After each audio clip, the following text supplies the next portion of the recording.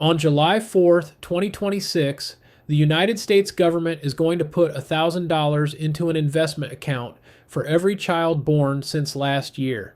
No strings, no application, just $1,000, sitting in a fund that tracks the S&P 500. 6 million families have already signed up, and by July, the money starts flowing. Now, if you're a parent or you plan to be, that sounds pretty good, right? The government's giving your kid a head start. But here's the question nobody's asking. Who is this actually for?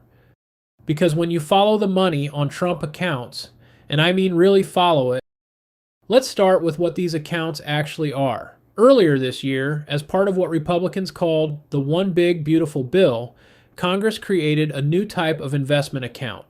Officially, they're called Section 530A accounts, but the White House branded them something catchier, Trump accounts. Here's how they work. Any child born between January 1st, 2025 and December 31st, 2028 gets a one-time federal contribution of $1,000.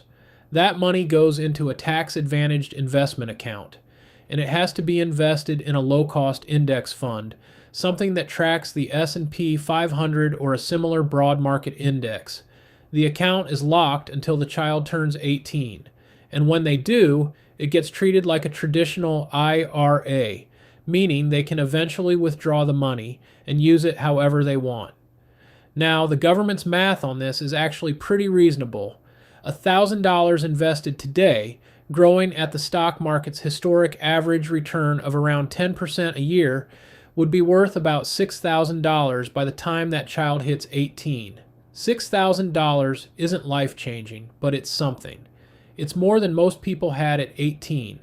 About 25 million families are eligible. As of June, nearly 6 million kids, that's 40% of all eligible children, have already been enrolled through a new app built by Robinhood and managed behind the scenes by BNY Mellon, one of the largest custodian banks in the world.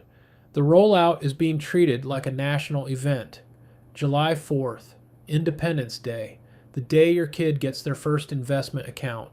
It's a great story, but let's look at the other side of it. When Congress designed these accounts, they made a specific decision. The money had to go into index funds, not individual stocks, not crypto, not savings accounts, index funds. Specifically, funds that track broad American equity markets, with expense ratios capped at 0.1%. On the surface, that sounds like consumer protection, low fees, broad diversification, simple. But think about what this actually creates. Bloomberg Intelligence estimates that Trump accounts will generate roughly $12 billion per year in mandated inflows into the ETF market. $12 billion every year, by law. Now, even at a 0.1% expense cap, that's $12 million a year in management fees on the government's contribution alone, before a single extra dollar is deposited by a single family. And who captures those fees? The financial institutions that run the approved funds, the custodian banks that hold the accounts, the app platforms like Robinhood that manage the front end. BNY Mellon, the bank the Treasury chose to manage the back-end infrastructure, oversees over $50 trillion in assets globally. This is not a startup. This is one of the most powerful financial institutions on the planet, and they now have a government-mandated role in managing accounts for millions of American children. To be clear, none of this is illegal. None of it is even unusual. This is how the financial system works.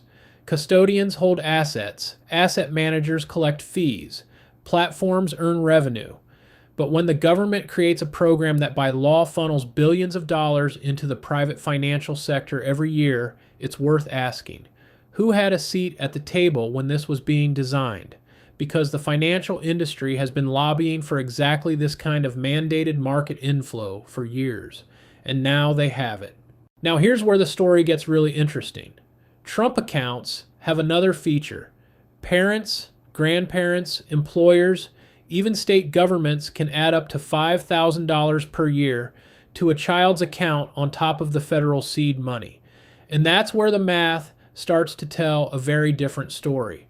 Remember the government's $1,000?